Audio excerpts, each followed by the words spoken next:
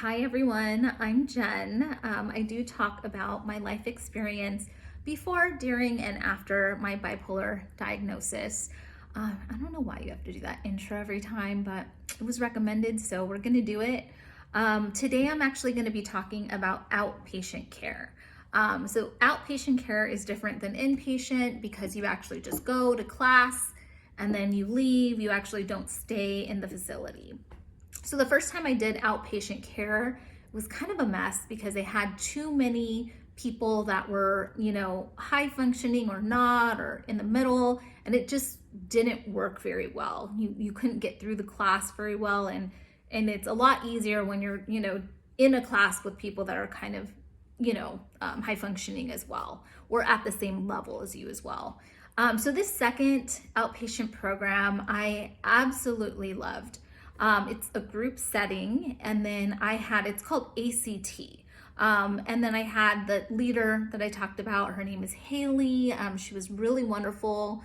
She just was soft and just created this environment that it was really easy to be more vulnerable and share a little bit more. So I didn't realize how badly I actually needed this program.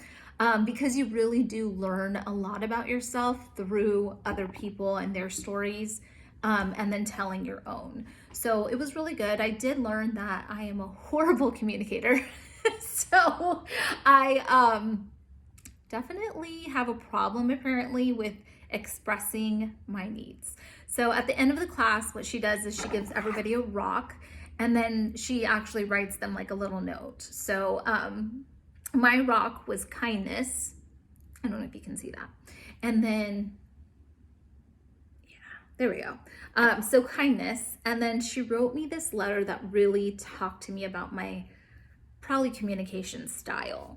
So I'm gonna read it to you. So it says, Jen, it has been such a great experience having you be part of this group. Your willingness to be vulnerable and share your truth has been inspiring. This is actually the first time I really, dug deep and was able to do that. So it wasn't even on purpose. It was just something that, I was able to do because of the environment that she created. My hope for you is that you will continue to listen to your emotions and body and ask for what you need. That part is so hard for me to do. Put yourself equal to others and extend the same kindness to yourself. Expressing difficult emotions doesn't mean that you aren't being a kind person. Your needs are just as important as everyone else's. Speak up. We wish you all the best in your next journey. Always, Haley and the ACT crew. So yeah, that letter really helped me identify the issues that I do have, and that, probably led to a lot of the communication that I was having between me and my husband. So it has always been a lot easier for me to advocate for others. Like if you're in trouble or you need a change, like that, I can actually ask for something for you. But when it comes to myself, for some reason, it is so hard for me to tell others what I need. And so like, for example, in the inpatient care, there was a guy an older gentleman, who there's no way his mother or father were, still alive. He fell out of a bed, hurt himself, and was yelling for help. So I see the nurse walking down the hallway, and I tell her, hey, this guy, fell out of his bed, he needs help. And she said, oh, he always yells like that. And then just kept going. She didn't even turn back around to see if he was on the ground. So of course, being persistent Jen, I went to the next person and I was like, listen, this guy fell over, he needs help, he's crying for help. And he was just like, hold on, Jen, like we'll get to it. All he was doing was giving out cookies and milk. It was snack time. All he was doing was finishing snack time. Like you can take 2 seconds out of your day to walk over there, help this guy, then come back and continue doing your cookies. Like, for me, it just frustrates me because that guy had me in the hospital that day, but what if I wasn't there? What kind of care is he actually receiving? And a lot of that came from short staff. They just were not staffed to help and do multiple things, and they're having to do multiple things at the same time. So again, that was in one of the hospitals that I didn't have the greatest experience with, and I didn't go back, to them ever again. But not everybody has that, access to healthcare where they have that choice that they can do that. This place was a big place that would actually take in the homeless, take in people that there's no way they could live on their own. There's no way. So, that is why I try so hard and I make so many posts about increasing inpatient and outpatient care. That's why I talk to, I make these posts about that we need new facilities. The fact is, a lot of these facilities are run down. We have a huge homeless problem in San Diego, and there's not enough beds. And when there's not enough beds, when someone comes to seek help, they're turned away. We just know, to stay there and just wait it out and wait for a bed to be available, and then we'll get in eventually. But, again, there's a lot of people who can't advocate for themselves. So yeah, when I find out, that this is a problem, I will make a post. I will tag Oprah, I will tag Gail King, and I will tag POTUS. So it is so much easier for me to ask for things for others without a blink of my eye.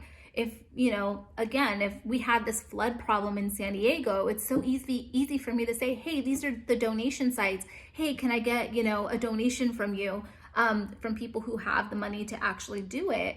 But for whatever reason, it is so hard for me to do it for myself. And so I'm really working on that. I know they have like love languages, and I think I really haven't identified what specifically my love language is, because I feel like a lot of them apply, as far as like physical touch, and I am a big sacrificer. So I think that is confusing, because for me, I consider sacrificing for somebody love. If someone needs something from me, it's really hard for me to say no. And I know that's a problem. So I'm just haven't quite worked out what's the solution. Like I said, I don't really need affirmations, because I know you love me, and the things that you do for me tell me you love me. So that's fine. But yeah, I need to focus on saying, what exactly do I need? So there's that. So I don't, and the other thing, honestly, to be just quite honest with my communication style, is I can get pissed off. I would never put a rock on my finger, like ever. Like, I'm a liability. If I get mad, I will toss that shit in the ocean and then cry. And then be like, we need to hire some scuba divers because I need that exact one for sentimental reasons. So, I'm a complex person. That's just the way I am. That's my way. But I am trying to figure it out. I feel like she released me from this class way too soon, because she sent me the stuff that I understand, but she never gave me the solution. So I graduated a little bit too early. But I did want to just, talk about outpatient care and why I fight so hard for, people, and advocate for people who cannot do it for themselves. And this is why I ask for things, because it's just kindness. It's just the way I am. That's just how I'm built. That's how I'm wired. I know that about myself. And yeah, so just my recommendation would be to do an outpatient program. All right, guys. Thank you so much. Have a good one. Bye.